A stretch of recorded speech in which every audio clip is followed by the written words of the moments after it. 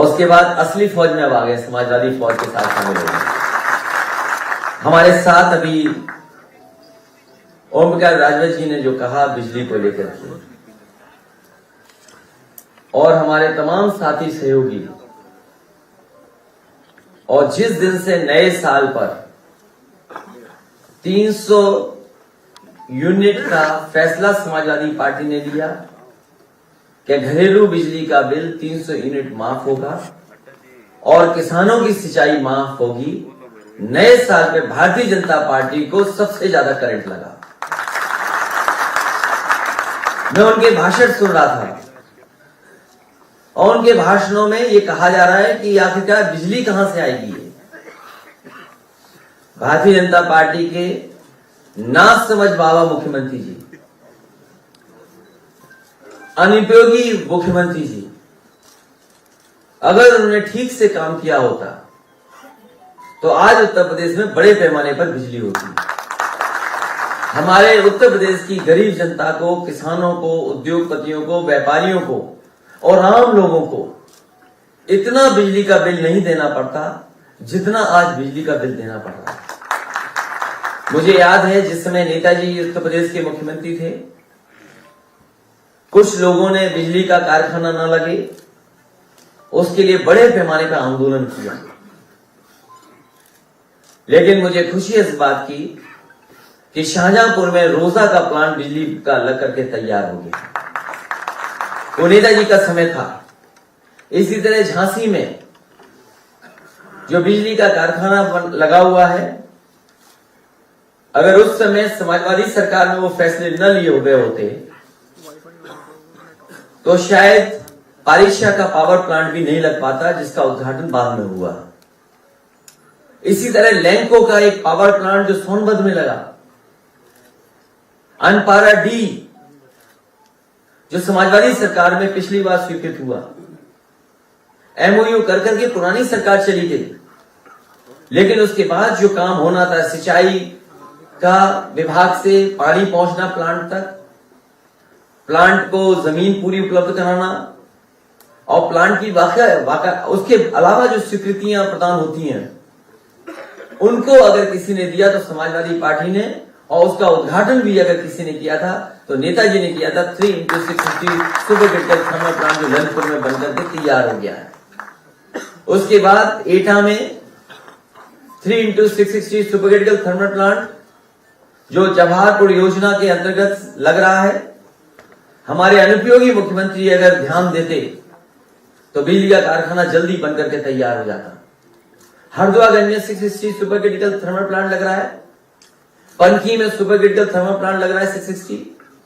Neyveli lignite का उस समय कांग्रेस की सरकार थी, जायसवाल जी भी उसके बिजली मंत्री थे, उन्होंने और मैंने मिलकर के शिलान्यास किया था और वो भी अभी कारखाना बनकर के नहीं तैयार हुआ है।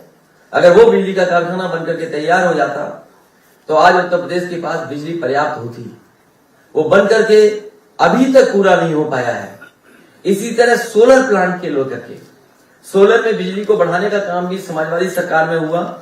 मुझे याद है जिस समय फ्रांस के स्टेट हेड उद्घाटन कर रहे थे, वो अगर योजना किसी के समय की थी सोलर प्लांट की, सोलर पावर प्लांट की, तो वो समाजवादी सरकार की थी जो मिर्जापुर में स्वीकृत होकर के प्लांट चालू हुआ था। उत्तर प्रदेश में बड़े पैमाने पे, चाहे वो ललितपुर रहा हो, महोबा रहा हो, झांसी रहा हो, जालौन रहा हो या मैनपुरी रहा हो, सोलर पावर प्लांट अगर किसी सरकार में ज्यादा लगे हैं तो समाजवादी सरकार में उन सोलर प्लांटों को लगाने का काम हुआ। हमारे बगल में बैठे हैं मांझी जी, ये उस समय हमारे सरकार में हमारे साथ थे, विधायक थे और मंत्री थे। इनकी विधानसभा में टांडा में जो एनटीपीसी का पावर प्लांट लगना था, जगह उपलब्ध नहीं हो पा रही थी, जमीन उपलब्ध नहीं हो पा रही थी। एलएनटी के बड़े बड़े अधिकारी आकर के यही निवेदन सरकार से करते थे कि अगर जमीन उपलब्ध हो जाए तो यहां पर जल्दी पावर प्लांट लग करके तैयार हो जाएगा।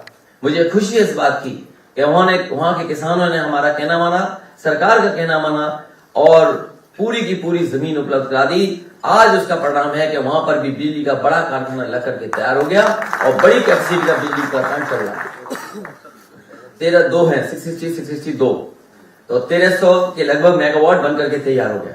ये बातें मैं इसलिए बता रहा हूं कि जब 300 यूनिट फ्री देने का वादा किया है तो उसके पीछे ये तमाम योजनाएं हैं जो समाजवादी सरकार बनने पर पूरी होंगी और उत्तर प्रदेश को 300 यूनिट फ्री घरेलू बिजली उपलब्ध कराने का काम करेंगे। हमारे किसान की आय तो दोगुनी इस सरकार नहीं कर पाई। इस सरकार ने वादा किया था भारतीय जनता पार्टी ने। अभी मैं इनके लंबे लंबे भाषण सुनता हूं, इनके बड़े बड़े भाषण आते हैं, लेकिन एक भी भाषण में किसान को लेकर की बात नहीं कह रहे हैं।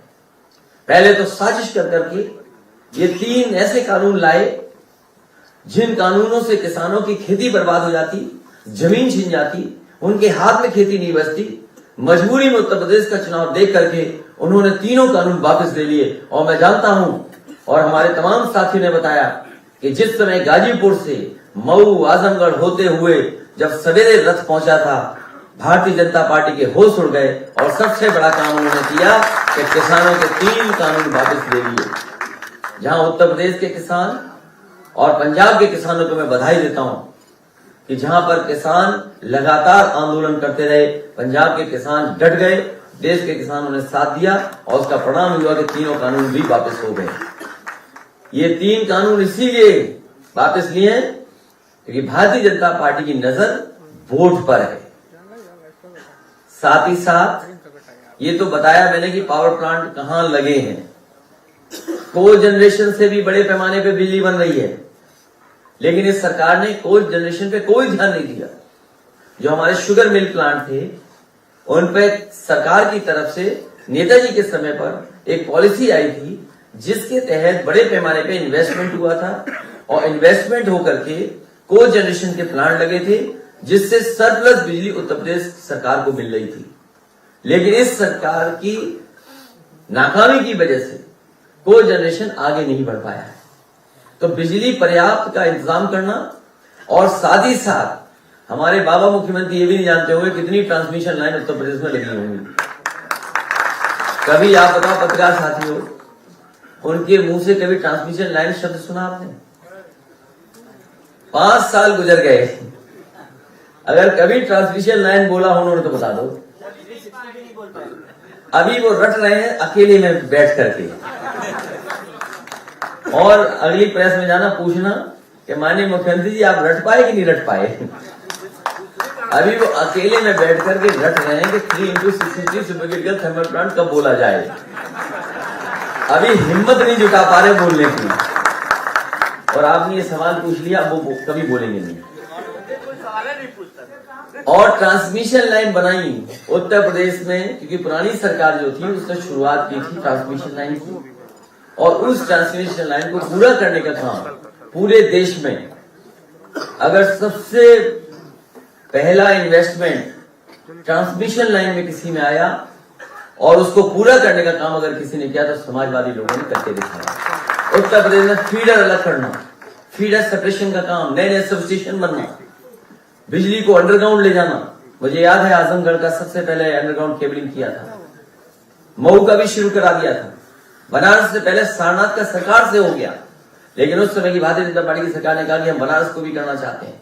उस समय के जो बिजली मंत्री थे उन्होंने हमारे प्रमुख सचिव से कहा कि बिजली को हम अपने हिसाब से अपने माध्यम से किसी से लगवाना चाहते हैं, अगर आपकी सरकार मान जाए तो हम उसी तरीके से लगाने का काम करेंगे। मुझे याद है हमने अपने प्रमुख सचिव से कहा कि अगर वो केंद्र सरकार के कोई मंत्री कह रहे हैं कि वो अपने हिसाब से अंडरग्राउंड केबलिंग कराना चाहते हैं तो उसको पूरी की पूरी परमिशन दी जाए और स्वीकृत कर दी जाए, और उसका परिणाम है कि बनारस में अंडरग्राउंड केबलिंग अगर किसी की वजह से हो रही है तो समाजवादी पार्टी की सरकार की वजह से। मुझे वो दिन भी याद है जो आज हमारे बीच नहीं है, लालजी टंडन जी, वो और बनारस के बहुत बुजुर्ग विधायक, कई बार के रहे विधायक जिनका बीजेपी ने टिकट काट दिया, श्यामदेव चौधरी जी, वो वहां हड़ताल पे बैठ गए थे। और हड़ताल पे इसलिए बैठ गए थे, वो चाहते थे कि प्रधानमंत्री जी के क्षेत्र में 24 घंटे बिजली हो जाए।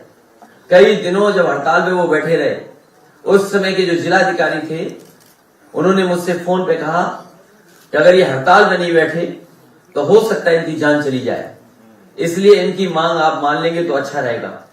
मैंने उसी दिन फैसला लिया और उन्हें बुलाया, अपने यहाँ बैठा करके उनकी भूख हड़ताल छुड़वाई और उसी दिन बनारस को 24 घंटे बिजली देने का काम अगर किसी सरकार में हुआ था तो वो समाजवादी सरकार थी। अगर मेरा कहना भारतीय जनता पार्टी के लोग नहीं मानते हैं तो उन बुजुर्ग के घर पे जाएं जिन बुजुर्ग की आपने टिकट काटी है, वो कम से कम सच बता देंगे कि हाँ, उनकी भूख हड़ताल की वजह से उस समय की समाजवादी सरकार ने बिजली 24 घंटे दे दी थी।